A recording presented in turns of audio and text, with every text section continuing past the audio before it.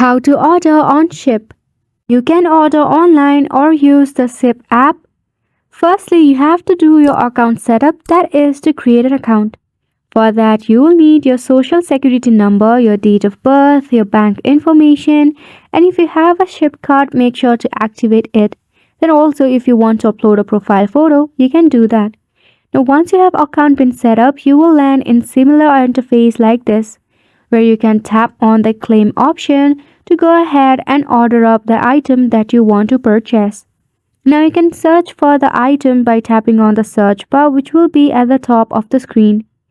Then, once you are done with your order, tap on place order or the cart option. It will display your total amount. If you have used a promo code or a gift card or you have a credit from before, you will see a deduction of your total amount right here at the very top. Now once you do that, you can tap on place order, or if you have more promo code, tap on click to enter Shipt promo code. Now once you are done with the checking out process, go ahead and select a delivery time for you.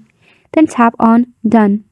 Once you do this, you have to add a delivery address and select a payment method to purchase for your order. So go ahead and give it a try, and thank you so much for tuning in.